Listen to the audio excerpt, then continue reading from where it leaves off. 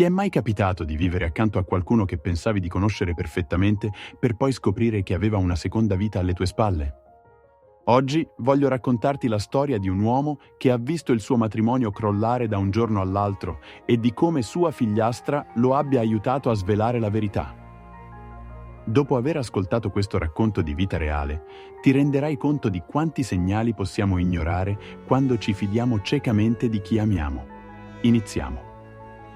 La mia figliastra ha svelato la doppia vita di mia moglie, schierandosi dalla mia parte.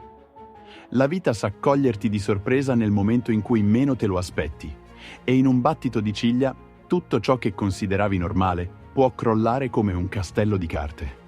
È esattamente ciò che mi è successo il mese scorso. Ho sposato mia moglie 5 anni fa, dopo averla incontrata grazie alla lega di bowling di mio cugino. Ero andato a sostituire un compagno di squadra che si era rotto un braccio, e lei quella sera faceva la segnapunti. Parlammo tra un tiro e l'altro e, in qualche modo, ci fu un'intesa immediata. Abbiamo frequentato per un anno prima di sposarci e mia moglie ha portato con sé in questo matrimonio sua figlia 14enne, una ragazza tranquilla e riflessiva che stava per conto suo. Andavamo abbastanza d'accordo, anche se c'era sempre un lieve distacco dovuto al mio ruolo di patrigno. Cercavo di rispettare i suoi spazi pur essendo di sostegno. La nostra vita sembrava scorrere in modo sereno. Cenavamo insieme quasi tutte le sere, facevamo vacanze estive al mare e vivevamo tranquillamente a casa nostra. Io lavoravo come elettricista, mentre mia moglie gestiva un negozio di abbigliamento. Le giornate erano fatte di piccole abitudini normali, almeno fino a quando non iniziarono a comparire le prime crepe. Il primo campanello d'allarme arrivò di giovedì, un giorno in cui ero a casa dal lavoro e stavo riparando il lavandino della cucina. Mia figliastra rientrò presto da scuola con un'aria sconvolta, lo zaino stretto al petto. Mi mostrò il suo telefono, rivelandomi la foto di mia moglie seduta in un caffè del centro mentre teneva la mano di uno sconosciuto, in un atteggiamento inequivocabile. Mia figliastra mi spiegò che si era recata al nuovo bar per incontrare un'amica, ma sua madre non l'aveva vista. Cercai di rassicurarla dicendo: magari non è come sembra, anche se le mie stesse parole mi suonavano vuote.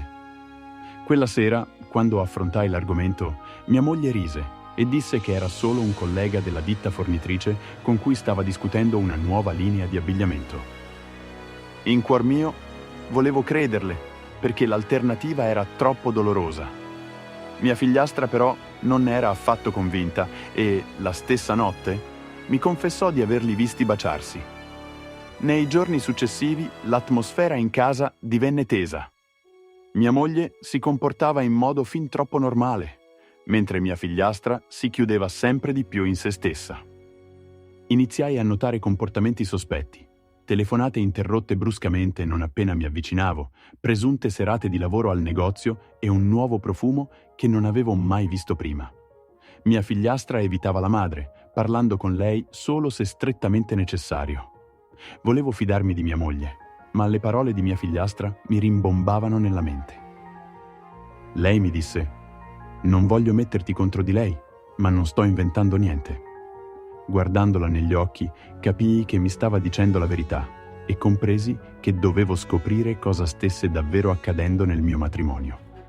Mi ritrovai a passare con l'auto davanti al negozio di abbigliamento dopo l'orario di chiusura, per vedere se la sua macchina fosse ancora lì, ma spesso non c'era traccia di lei. Mia figliastra divenne la mia alleata inaspettata. Una mattina a colazione mi disse che sua madre aveva programmato una cena di lavoro, ma l'aveva sentita organizzare un incontro al Lakeside Park. Mi sentii male, perché quel parco era lo stesso dove andavamo a fare i picnic in famiglia. Quella sera dissi a mia moglie che dovevo lavorare fino a tardi per un'emergenza e invece mi appostai all'ingresso del parco. 20 minuti dopo vidi arrivare la sua auto. Si controllò il trucco nello specchietto e si sistemò il vestito in un modo che non faceva per me da mesi. Subito dopo apparve una berlina blu da cui scese un uomo, lo stesso che la accolse con un abbraccio fin troppo intimo prima di incamminarsi verso il lago con la mano sulla sua schiena. Avrei voluto affrontarli sul posto, ma qualcosa mi fermò perché sentivo di dover capire fino a che punto arrivasse quella storia. Il giorno successivo, mia figliastra posò un foglio sul tavolo della cucina mentre preparavo il caffè. Era una lettera scritta a mano. Mi manchi già, lo scorso weekend è stato perfetto, non vedo l'ora di smettere di nasconderci. M. Mia figliastra aggiunse che sospettava che sua madre sottraesse anche del denaro dal mio conto, ma non ne era certa. Controllai l'app bancaria e non trovai movimenti strani. Così le chiesi perché stesse facendo tutto questo. Mi rispose che io ero l'unico padre che avesse mai conosciuto e che sua madre mi stava facendo la stessa cosa che in passato aveva fatto con il suo padre biologico. Quelle parole furono un pugno nello stomaco, perché mia moglie aveva sempre sostenuto che il suo primo matrimonio fosse finito per colpa di un ex marito geloso e possessivo. Avevo bisogno di una prova inconfutabile, qualcosa che mia moglie non potesse smentire. Quell'ultimo fine settimana mi disse che sarebbe andata a trovare sua sorella in una città vicina, ma quando telefonai a sua sorella con una scusa, scoprii che non ne sapeva nulla. Mia figliastra, dal canto suo, aveva installato sul telefono della madre un'app di tracciamento e così ci informò che si trovava invece in un motel nuovo lungo l'autostrada 16. Mi sentii turbato dal fatto che fossimo arrivati a quel punto, ma mi misi in macchina per quei 20 minuti di tragitto fino al motel, con la mente che correva a 1000 ipotesi. Era un motel costoso e appena costruito, e alla reception provai a chiedere notizie di mia moglie, sapendo che non avrebbero potuto darmi informazioni. Alla fine, con un piccolo incentivo e mostrando la foto di mia moglie, il receptionist fece riferimento alla signora nella 14. Mi avviai nel corridoio, fermandomi davanti alla porta 14, con il cuore che batteva forte e i palmi sudati. Sentivo delle voci ovattate all'interno, così bussai e le chiacchiere cessarono di colpo. Mia moglie aprì uno spiraglio della porta, con l'accappatoio indosso e i capelli spettinati, mostrandosi scioccata e poi subito irritata dalla mia presenza.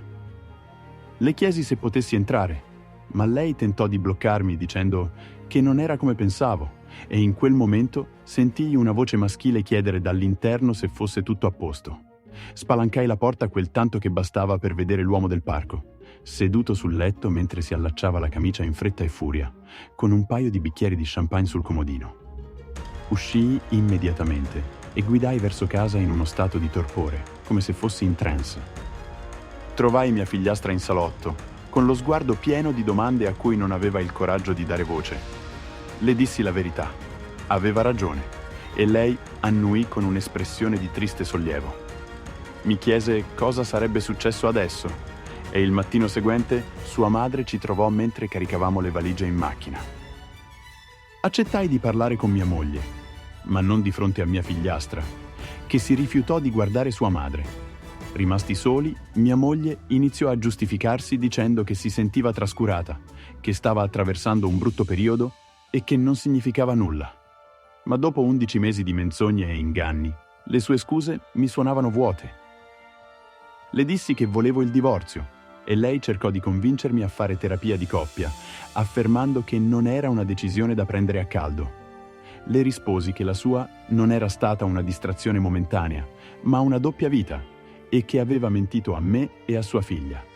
Al che lei sbottò dicendo che sua figlia non doveva ficcare il naso nei suoi affari e che avrebbe dovuto stare dalla parte della madre. Le spiegai che una ragazza di 15 anni aveva appena visto sua madre distruggere per la seconda volta una famiglia. Mia moglie crollò su una sedia, chiedendomi dove sarei andato a vivere, e io le dissi che avrei dormito da mio fratello, perché sua figlia voleva venire con me. A quel punto, disperata, urlò che non potevo portargliela via, ma era la figliastra a voler scegliere. Le settimane successive furono un caos di avvocati, scartoffie e divisione di ciò che avevamo accumulato insieme. Mia moglie oscillava tra suppliche piangenti e freddezza rabbiosa, incapace di accettare che un errore potesse annullare 5 anni di matrimonio. Ma io le ricordai che non era un singolo errore, bensì centinaia di bugie. Mia figliastra decise di stare con me durante la separazione, in attesa che il tribunale stabilisse le modalità di affidamento. Nel frattempo, io avevo affittato un piccolo appartamento dove iniziammo una nuova routine, non perfetta ma sincera.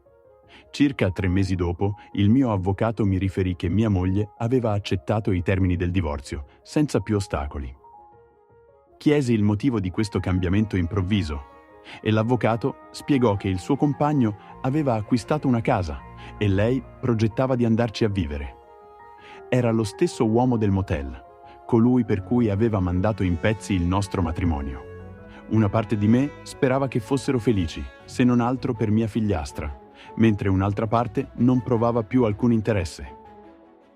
Quella sera, mia figliastra e io ordinammo la pizza e guardammo un pessimo film di fantascienza, come facevamo tutti i venerdì. Durante una pausa, lei mi chiese se stessi bene con l'idea che il divorzio sarebbe stato presto definitivo. Le risposi onestamente che ci stavo arrivando e le chiesi a mia volta come si sentisse lei. Disse che a volte si sentiva in colpa per avermelo raccontato, ma allo stesso tempo non ne era pentita. Le spiegai che non aveva rotto lei la nostra famiglia, si era solo rifiutata di accettare la menzogna. Lei annuì e prese un altro trancio di pizza, osservando che preferiva le mie scelte in fatto di pizza rispetto a quelle di sua madre. In quel momento ridemmo e per la prima volta dopo mesi sembrava una risata vera, non qualcosa di forzato per far finta che andasse tutto bene.